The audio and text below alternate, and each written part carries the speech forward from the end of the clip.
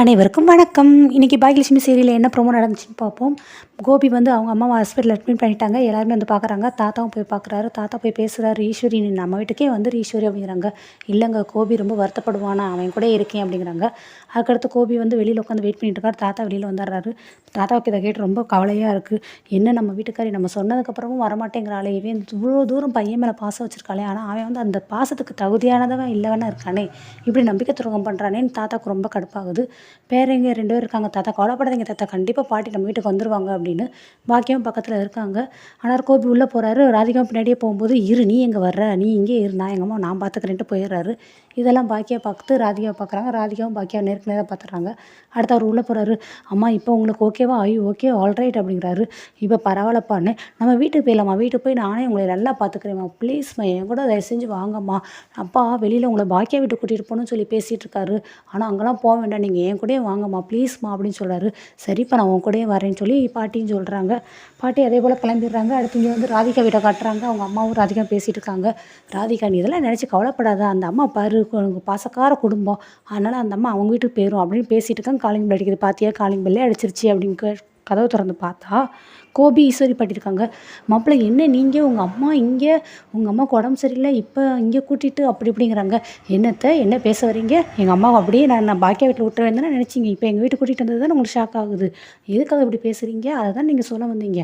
ஏன் அம்மா ஏன் கூட இருப்பாங்க, அவங்க பையன் வீட்டில் இருக்காங்க, உங்களுக்கு பிடிக்கலன்னா நீங்கள் கிளம்பிடுங்க, நீங்கள் இருக்க வேண்டாம் அப்படின்னு பயங்கரமாக கோவத்தில் கத்துறாரு. உள்ள பாட்டியும் போயிடுறாங்க, எல்லாம்ன்றாங்க. நெக்ஸ்ட்டு அதுக்கடுத்து வந்து கோபியோட ஹோட்டலை காட்டுறாங்க. அவர் வந்து உட்காந்து அவருடைய செஃப் வந்து சமைச்சிட்ருக்காங்க. அடுத்து இன்னொருத்த வந்து காய் கட் பண்ணிகிட்ருக்கா. என்ன இன்றைக்கி நீ ஒரு ஆள் தான் காய் கட் பண்ணிகிட்டு இருக்க, வேறு யாரும் இல்லையானே? சார் அவங்க எல்லாமே லீவ் போட்டிருக்காங்களா சார் என்னன்னு? ஆமாம் சொன்னாங்களோ, ஒருத்தன் வந்து உடம்பு சரியில்லைன்னா ஒருத்தன் தங்கச்சி கல்யாணம்னியா. ஐயோ நீ இப்படி காய்கறி கட் பண்ணி எப்போ சமைச்சு எப்போ ஆர்டர்லாம் டெலிவரியெல்லாம் கொடுக்குறதுக்கு, நீ இப்போ நானும் கட் பண்ணுறேன் சேர்ந்துன்னு கட் பண்ணுறாரு. இந்த பீஸ் ஓகேவா, இந்த பீஸ் ஓகேவா சார், இதோட சிறுசு சார், இதோட சிறுசு சார் அப்படிங்கிறாரு. அடுத்து கட் பண்ணிகிட்டே இருக்கும்போது ஃபோன் வருது. சார் என்ன சார் ஸ்நாக்ஸ் கேட்டோம், அது ஒன்றும் கொண்டு வந்து கொடுக்கவே இல்லைங்க டெலிவரின்னு. சார் இப்போ வந்துடும் சார், பேக் பண்ணிகிட்டு இருக்காங்க, இப்போ வந்துடும் அப்படிங்கிறாங்க. அடுத்த இன்னொருத்தர் வராரு. அவர்கிட்ட கேட்குறாங்க, என்னடா பேக்கிங் கொடுக்கலையா போய், அவங்க ஸ்நாக்ஸ் கேட்டிருக்காங்களே அப்படிங்கிறாங்க. சார் ஆர்டரெல்லாம் போட்டாச்சு சார், பட் பேக்கிங் மட்டும் தான் பண்ணலைண்ணே. ஏன் அதை பண்ணாமல் வச்சுருக்கீங்க, பண்ண வேண்டியதானே? இல்லை சார் பேக் பண்ணுற மனோகர் லீவ் போட்டான்ல அப்படிங்கிறாங்க. ஏன்ப்பா அப்போ அவன் வர வரைக்கும் அதை பேக் பண்ணாமல் அப்படியே வச்சுட்டே இருப்பீங்களா, அப்புறம் எப்படிப்பா நான் டெலிவரி பண்ணுறது, வா நீ நான் நல்லா பேக் பண்ணுவேன் அப்படின்னு சொல்லிட்டு என் கூட சேர்ந்து வந்து எல்லாம் ஹெல்ப் பண்ணுங்கன்ட்டு எல்லோரும் கூட்டிகிட்டு போய் பேக் பண்ணுற வேலையை பார்க்குறாரு. அப்படியே அம்மாவுக்கும் ஒரு இதை பேக் பண்ணி வை சாப்பாடுங்கிறாரு. அடுத்து வந்து என் ஒய்ஃபுடைய கம்பெனிக்கு வந்து 120 பீசஸ் வந்து ஸ்நாக்ஸ் டெலிவரி பண்ணணும், நீங்கள் 100 தான் ரெடி பண்ணியிருக்கீங்க, மீதி எங்கே 20 சார், இந்த இப்போ பேக் பண்ணிடுவோம் சார். ஐயோ என் ஒய்ஃபில் வந்து குறைஞ்சின்னு வச்சுக்கோ, கூட கொஞ்சம் என்னை தாண்ட வாடிடும், ஒழுங்குமுறை ரெடி பண்ணுங்க அப்படின்ட்டு அதையும் சொல்கிறாரு. அடுத்து இங்கே வீடை காட்டுறாங்க. அவங்க அம்மா நம்ம ராதிகாவோட வீட்டை காட்டுறாங்க. ராதிகா வீட்டில் அவங்க அம்மா டிவிலேருந்து சவுண்ட் அதிகமாக வச்சுருக்காங்க.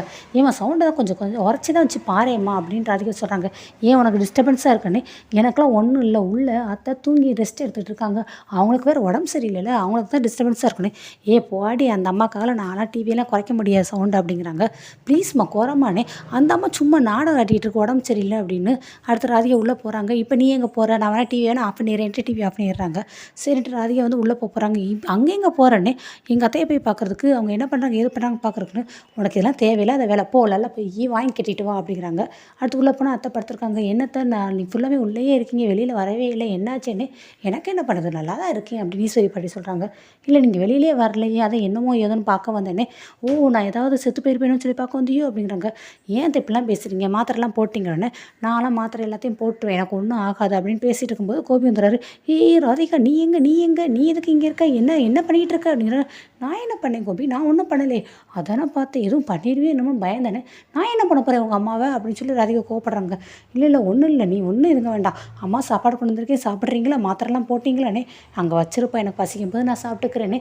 இல்லைம்மா டயத்துக்கு கரெக்டாக சாப்பிட்ருங்க, ஈவினிங் அதே போல் நான் என்னோடய ஷாப்லேருந்து உங்களுக்கு வந்து காஃபி அனுப்பிடுறேன், ஃப்ளாஸ்கில் குடிச்சிருங்க, நைட் அதே போல் டிஃபன் கொண்டு வந்துடுறேன் நான் அப்படிங்கிறாரு. சரிப்பா அப்படின்னு சொல்லி சொல்கிறாங்க. பாக்கியா வீட்டில் தாத்தா ரொம்ப சோகமாக படுத்துருக்காரு ஈஸி சேரில். அன்னாரம் வந்து எல்லோரும் சொல்கிறாங்க, தாத்தா நீங்கள் பாட்டியை பற்றி கவலைப்படாதீங்க தாத்தா, அதெல்லாம் பாட்டி கூடி சேர்த்து இங்கே வந்துருவாங்க அப்படின்னு.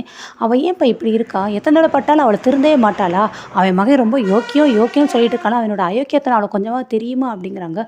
மாமா ஏமாம்மா அத்தை இப்படி பண்ணுறாங்க, சாப்பிடாம அவங்க இல்லாமல் பாருங்கள், இப்போயே 2 தடவை லோ ப்ரெஷர் லோ சுகர் ஆயிடுச்சு, ஆனால் இன்னும் பாருங்கள் அவங்க நம்ம கூட வரைய மாட்டேங்கிறாங்க, அங்கேயே தான் இருக்காங்க, அத்தை சரியாக கூட சாப்பிடலை போலுக்குன்னு, அங்கே சாப்பாடெலாம் செட் ஆகலை போலுக்கு அப்படிங்கிறாங்க. அவனே எங்கள் மாமனார் வந்துட்டு அதே எப்படிம்மா அவளுக்கு செட் ஆகும்? இங்கே உன்ன மாரி யாராவது அங்கே தாங்குவாங்களா? அவங்களுக்கு சாப்பாடு குடுப்பாங்களா? யாரும் எதுவும் பண்ண மாட்டாங்கல்ல. அப்புறம் எப்படி அவளுக்கு சாப்பாடு செட் ஆகும்? அப்படின்னு சொல்லி அவரு கோவப்படுறாரு. அடுத்து இவங்களுமே ரெஸ்டாரண்ட் கிளம்பி போயிடுறாங்க பாக்கியாவும். அங்கே போய் உட்காந்து பார்த்தா, நம்ம பழனிசாமி சார் வராரு. "இங்கே ஒரு ஜூஸ் ஆர்டர்" அப்படிங்கிறாங்க. அப்புறம் பார்த்தா, "சார் நீங்க எப்போ வந்தீங்க? உங்கள கவனிக்கவே இல்லையேண்ணே." "எனக்கு தெரியும் நீங்க கவனிக்கலன்னு. அதனால தான் உங்கள திசை திருப்பணுங்கிறதுக்காக ஒரு ஜூஸ் ஆர்டர் பண்ணேண்ணே." "என்னே வாங்கண்ணே, எப்பண்ணே வந்தீங்க?" அப்படின்னு சொல்லி அவங்க கேட்குறாங்க. "இல்லம்மா செல்வி, இப்போதாம்மா வந்தேன்" அப்படின்னு சொல்லி நம்ம பாக்கியோட ஃப்ரெண்ட சொல்லிட்டு இருக்காங்க செல்விய. ஆனாலும் இல்லைங்க ஜூஸ் கொண்டுட்டு வரேனே. "இல்லம்மா அதெல்லாம் வேண்டாம்மா, சும்மா தான் நான் கேட்டேனே." "சரி என்னண்ணே இப்போலாம் அடிக்கடி இந்த பக்கம் வர மாரி இருக்குண்ணே." "இப்பயாவது அடிக்கடி வர்றேன். இனிமேல் டெய்லி வருவேன் இந்த பக்கம்." அப்படின்னு. "டெய்லியா? அது எப்படிண்ணே?" அப்படின்னு சொல்லி கேட்குறாங்க. "உங்க பக்கத்து கடைய தான் நான் வாடகைக்கு வாங்க போறேனே." அப்படிங்கிறாங்க. "அங்கே வாங்க போறீங்களா? அங்கே என்ன சார் எங்களுக்கு இது ஆப்போசிட்டா நீங்க எதுவும் ரெஸ்டாரண்ட் ஆரம்பிக்க போறீங்களாண்ணே?" "ஐயோ மேடம் அப்படிலாம் கிடையாது. உங்க ரெஸ்டாரண்ட்ல என்னென்னலாம் போட மாட்டீங்களோ, இனிமேலும் உங்க திங்கிங்ல என்னென்னலாம் போடாம திங்க் பண்ணி வச்சிருப்பீங்களோ, அந்த மாதிரி திங்க்ஸ தான் நான் போட்டு ஒரு கஃபே ஓப்பன் பண்ண போறேன்." அப்படிங்கிறாங்க. "ஓ! அப்படியா? கங்ராச்சுலேஷன் சார்." அப்படின்னு பாக்கியா சொல்றாங்க. செல்வி வந்துட்டு, "ஆமாண்ணே, என்னென்னத்தெல்லாம் கப்ல குடுக்க போறீங்கண்ணே." "ஐயோ! அது கப்ல குடுக்கறது இல்லம்மா, கஃபே." அப்படிங்கிறாங்க. "அப்படியா? அப்படின்னா என்னதுண்ணே?" அப்படி. "இப்ப நீங்க வந்து பாரம்பரியமான சாப்பாடா குடுக்குறீங்கல்ல, உங்களுக்கு வந்து சாப்பாடா நீங்க குடுக்குறீங்களா, அதே இத வந்து நானு பப்ஸு, அந்த மாரி சாண்ட்விட்ஜ் அந்த மாரி இத வந்து நான் கஃபேங்கிற பேர்ல வச்சு நான் குடுக்க போறேன்." அப்படிங்கிறாங்க. "ஓ! பாரு பாரு அண்ணன் பாரு, நம்மளுக்கு ஏத்தாப்புல நம்ம ஜோடியாவே போடுறாங்கல்ல." அப்படிங்கிறாங்க. "ஆமாமா. இனிமேல் நம்ம பக்கத்துல பக்கத்துல இருந்துக்கலாம். எதுனாலும் உங்களுக்கு உதவி வேணும்னா என்ட்ட கேட்டுக்கிடுவீங்க. எனக்கு உதவி வேணும்னா உங்கள்ட்ட கேட்டுக்கிடலாம்ல." அப்படின்னு அவங்க சொல்றாங்க. "பாருப்பா அண்ணன் எப்படிலாம் யோசிக்குது." அப்படின்னு சொல்லி செல்வி இங்க சொல்லிட்டு இருக்காங்க.